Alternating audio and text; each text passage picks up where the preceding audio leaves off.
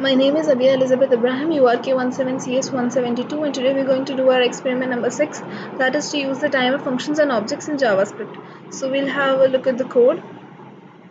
So this is the code. First, there are 5 questions in this. So the first question is to display a digital clock. So here's the this is the HTML part. I've put it in a field set, and then I've put a heading in H1 tag, and then I've created a span here, and in this span I'll be displaying the digital clock. So for that I'm displaying a function over here, that is the function display. So in this function I'll be creating an object D, that is of date, class date, and then I'll be getting the hours by using the method get hours and storing it in HR, and in the same way I'll be getting the minutes and seconds, and then I'll be displaying it using document.get element by id. Time is the span id. So in that dot inner HTML, and then the hour colon minutes colon seconds, and then here I'm putting it using set interval, so that the clock is repeated for every second. So this function is called for every 1 second, that is 1000 milliseconds. So I'll close the script tag. Now the second part is to create a dynamic background. So I've created an h1 tag and a dynamic background, and then I'm creating a button. This is so that I can change the background color on every click. So in this on click, I'm calling the function set background. So whenever the button is clicked, so the background will be changed. That color of the background will be random. So I'm using math.floor and math.random. So this is for choosing from 255 colors. And then this is the final color that will be obtained, that is by using RGB function. And then these are the mixtures, and then I'll be assigning the color using this body.style, that background color that will be equal to this color.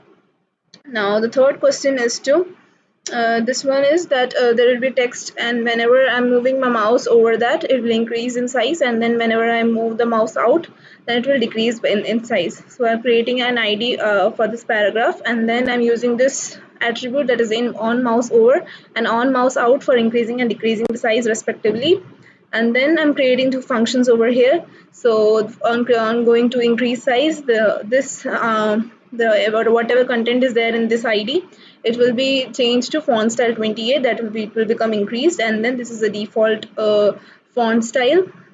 Now the fourth one is an animation. I've created 2 buttons, that start and stop. Whenever start is being clicked, then it will move, and then stop, it gets stopped. So this is the division where the image will be there. So this is the image, and then this is the JavaScript code.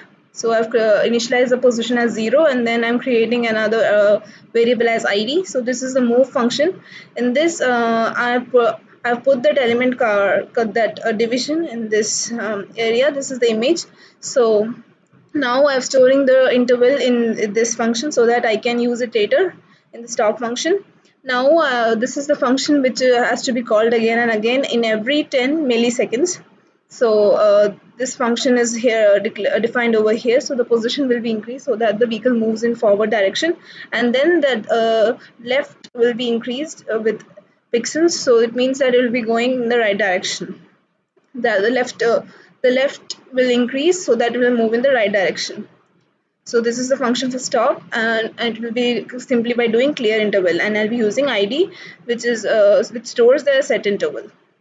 The fifth one is to create an array of objects, and then to display it and sort the date of birth according to whoever is born before 1980s and after 1980. So here I'm creating an array A, and then these are the 3 attributes. So I have 5 objects over here, and then I'm creating a for loop for this, and then in this if else statement, if it is more than 1980, so it will be displaying after 1980s, and otherwise it will be written before 1980. So here I'm displaying it over here.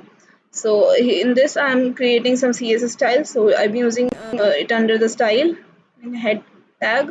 So this is for the background image, this is for the car division, and then this is for the image.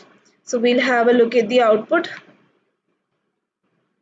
So this is the output. So we can see that the digital clock has been displayed over here, and then the dynamic background, we can see that the color changes dynamically, and whenever I move the cursor, it becomes zoomed, and then otherwise it will be the normal default, and then we can see that the vehicle is moving when I press the start button, and when I press the stop button the vehicle stops and then again regains from the same place and then again stops.